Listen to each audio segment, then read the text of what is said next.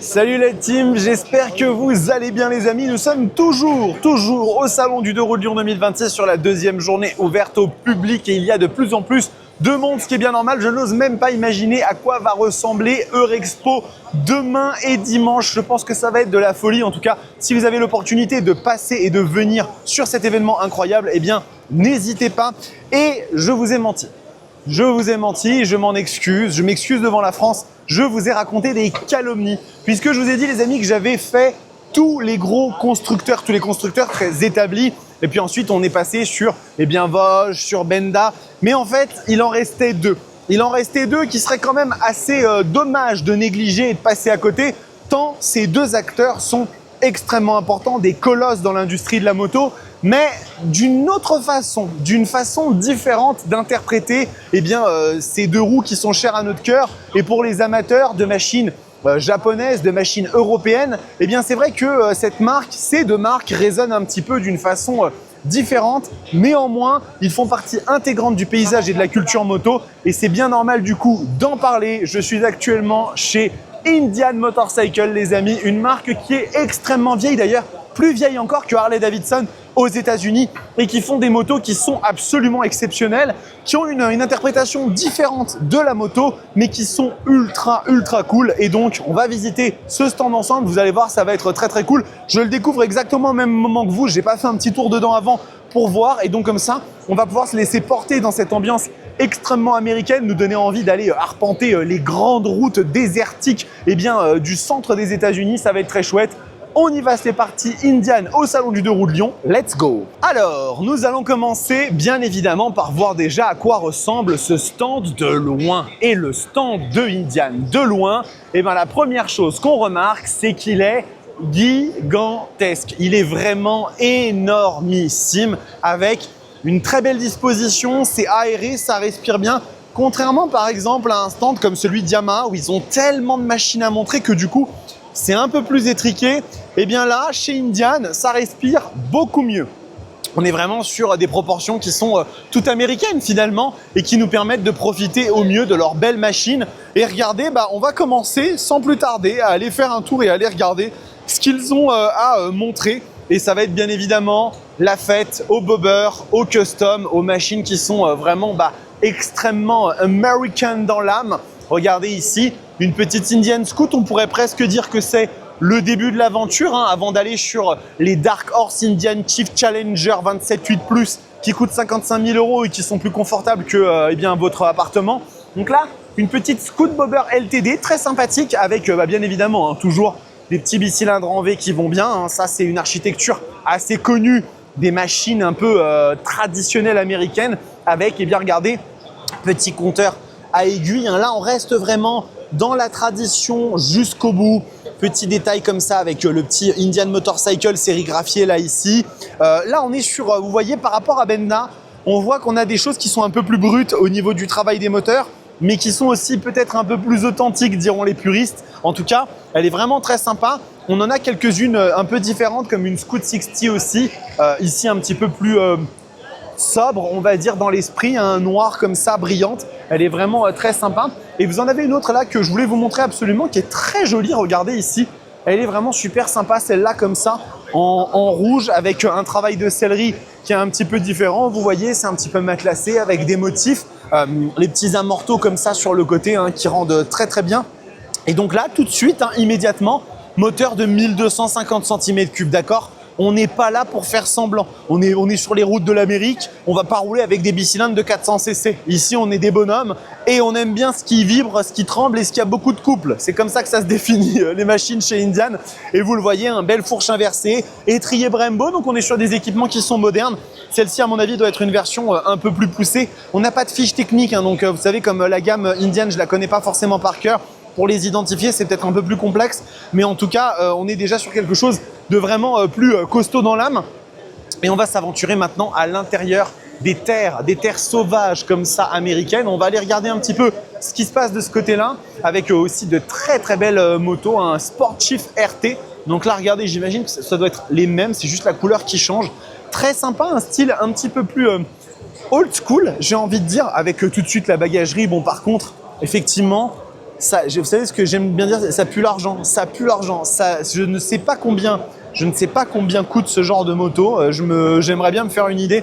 Là, il y a juste écrit Sport Chief. Il y a peut-être quand même une petite idée, hein. 24 490 €. Bon, vous voyez, on est déjà sur des tarifs qui se rapprochent de ceux d'une Street Fighter V4, mais avec une bécane qui est très très jolie. Vraiment, c'est tout un esprit que vous achetez avec Indian aussi, hein. C'est vraiment une philosophie. Ce sont des machines qui sont pensées pour être un voyage dans le temps, peut-être pas tant, mais surtout dans l'espace. Et vous vous retrouvez directement sur la route 66, en train de rider, en train de cruiser, avec encore une fois, hein, pas des prétentions de venir poser le genou, pas des prétentions de rouler à 300 km/h. Non, non, c'est vraiment une philosophie et un esprit qui est très très à part, mais qui est très chouette. Là, vous en avez une autre, hein, qui est super jolie. Donc là, 116 cubic inches, donc c'est 116 pouces cubiques. Je ne saurais pas vous dire exactement à combien ça correspond en termes de motorisation, mais on doit être au-delà des 1600 cm3. On doit déjà être sur des motos où quand on les allume, la terre tremble sous nos pieds, d'accord? La terre tremble très fort et elle est très très belle, très jolie. Ici, vous avez quelques autres modèles aussi qui sont présentés. Il y en a une là, une Chief Vintage. Alors là, on est sur la moto de... faudrait que je trouve un héros comme ça là qui me vienne en tête, la moto de Wolverine. On pourrait dire, hein, Wolverine, il conduit un peu des machines un peu comme ça dans ses films. Wolverine, c'est vraiment très cool. D'ailleurs, Captain America aussi, d'ailleurs, on conduit une machine un peu dans cet esprit-là. Elle est vraiment aussi très belle. Le même moteur, hein, on est sur le même moteur, je pense, que pour celle qu'on a vue juste avant. Et ça rend vraiment super bien, hein. Il faut apprécier ce genre de machine. Moi, c'est pas ma cam, mais ça ne m'empêche pas de voir et surtout d'apprécier la diversité dans le monde de la moto. C'est ça qui est aussi chouette, c'est que ne jurer que par les hyper roadsters, les sportives, sans prendre en compte qu'il existe une richesse tellement grande à côté. Je trouve que c'est un peu se fermer les yeux et se fermer l'esprit. Là, on a encore d'autres modèles qui sont présentés un petit peu dans la même veine, hein. On va retrouver un petit peu la même philosophie ici. Là, on est sur une configuration avec une petite tête de fourche pour bien vous protéger. Enfin, petite tête de fourche, non, grosse bulle, pardon, pas tête de fourche. Une super Chief Dark Horse. Après, ils ont des noms aussi qui sont à rallonge chez Indian avec des tonnes de superlatifs et tout. On n'aura pas sur ce stand malheureusement la FTR parce que vous le savez, elle a disparu. C'était une moto qui était très chère à mon cœur, la FTR. Et malheureusement, elle n'a pas passé les normes d'homologation. Je voulais vous en faire une vidéo, mais le temps a passé. J'ai eu beaucoup de choses à faire. Et du coup, après, je ne l'ai pas fait. Mais ça me fait un peu un crève-cœur. Bon, ça n'empêche pas d'apprécier celle-ci. Et là, regardez, on va aller voir celle qui est présente juste là aussi en podium, qui est très belle comme ça, avec, regardez, des peintures qui sont super jolies. Regardez le pailleté ici, du rouge qui se marie au noir. Ça lui va merveilleusement bien. Regardez-moi ça. C'est vraiment ultra beau, hein, ce qu'ils ont fait sur cette moto-là. L'alternance comme ça, les peintures sont tellement qualitatives. Ils sont vraiment allés chercher le must, hein. Ils ont des peintres chez Indian qui font des tafs exceptionnels. Et là, regardez, vous avez celle-ci. Là, on est vraiment beaucoup plus sur une machine cruising dans le pur esprit des gros toureurs américains. Et vraiment, waouh, quel kiff.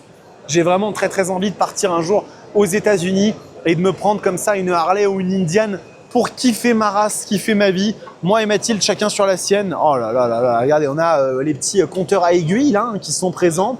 Écran TFT en dessous, bien sûr, hein, parce qu'il faut une machine moderne. Et puis de la grosse sono sa mère qui tâche. Là, derrière, hein, au niveau des valises, bien évidemment, on est sur des véhicules qui là incarnent pleinement l'essence du voyage à l'américaine. Et je me vois tellement avec un casque avec des lunettes de soleil, vous savez, ou un bandana façon biker. C'est vraiment assez exceptionnel. Et là, justement, on va avancer petit à petit dans toute cette catégorie de machines, les Challenger Dark Horse, qui sont des motos énormes, vraiment faites pour le voyage, le confort, cet esprit américain vraiment ultra présent. Et encore une fois, je vous le dis, hein, les peintures sont à s'arracher les yeux, hein, vraiment le côté pailleté, on voit que c'est hyper profond, très dense. C'est beaucoup de très beaux détails. Là, pareil, regardez, on a ici une Chieftain Dark Horse. Donc, c'est un peu un esprit similaire, hein. On est sur ce genre de toureur un peu. Il y a des détails qui vont changer. Là, on voit qu'on est sur quelque chose d'un petit peu moins peut-être premium au niveau des compteurs, etc. Mais ça reste des véhicules assez fous. Et là, regardez celle-là. Donc ça, c'est une poursuite, je crois, poursuite limited. Donc là, c'est encore une autre catégorie qui fait directement penser un peu à de la Goldwing, hein, forcément, avec cette selle passager, avec cette grande assise. Je ne sais pas laquelle est la plus confortable. J'ai une petite opinion quand même parce que ça, à mon avis, ça doit être un peu plus rugueux, même si ça doit être extrêmement sympa à conduire. Et regardez ici, hein, on voit encore une fois les petites aiguilles avec en dessous, bien sûr, toujours eh bien, les écrans TFT, des petits espaces de rangement, j'imagine, là-dedans pour pouvoir mettre des petites choses. Ouais, c'est vraiment une autre philosophie, mais c'est très très chouette. Cette couleur aussi, elle est magnifique sur celle-là. Un peu la même que celle que je vous ai montrée juste avant, avec vraiment une tête de fourche, avec des formes qui sont toujours exceptionnelles. J'adore, j'adore, j'adore. Et les moteurs qui sont énormissimes. Là, on est sur un moteur qui est un peu moins gros. On est à 112 cubic inches. Donc, on doit peut-être être à 1600-1700 cc. Le 116 était peut-être plus proche des 1700, je pense. Et là, on en a une dernière ici qui est elle aussi très sympa, une Roadmaster. Donc, vous voyez, on a la Challenger, on a la Roadmaster, on a la Poursuite. Il y en a plein. Après, il y a le Dark Horse, qui est un terme utilisé pour qualifier certaines éditions, je pense. Vraiment, c'est très, très cool. Ah, j'adore. Regardez ça là. Objects in mirror are closer than they appear. Ça, c'est le truc qu'on voit notamment dans Jurassic Park quand ils se font poursuivre par le T-Rex et qu'il y a du coup, pas le professeur Grant, mais l'autre qui regarde, Malcolm, j'ai plus son nom, qui voit le T-Rex s'approcher. C'est légendaire et ça a vraiment un petit côté très réminiscent américain. Donc vraiment très très chouette. Et écoutez, bah voilà, hein, on a fait un petit peu le tour de ce stand. Les motos sont vraiment très belles hein, chez Indian. Et encore une fois, c'est une interprétation différente de la moto. C'est une façon plus, j'ai presque envie de dire libre de faire de la bécane. Moins de contraintes, de performance, de prise d'angle, de vitesse. On est plus sur quelque chose de viscéral qui nous prend aux tripes et où on est là pour profiter d'un moment. C'est vraiment quelque chose de différent, mais vraiment hyper cool. Et voilà, j'espère que ça vous a plu. On va enchaîner ensuite avec Harley-Davidson quand même, parce qu'ils sont présents sur le salon. Et passer à côté de Harley, c'est quand même une grosse bêtise. Donc on va aller faire ça. Et puis en attendant les amis, merci beaucoup pour votre soutien. Vous êtes encore une fois extrêmement nombreux à suivre tout le contenu, donc ça me fait super plaisir. On va continuer à avancer dans ce beau salon du 2 roues de Lyon 2026. Et en attendant, prenez soin de vous, kiffez vos bécanes. Ciao!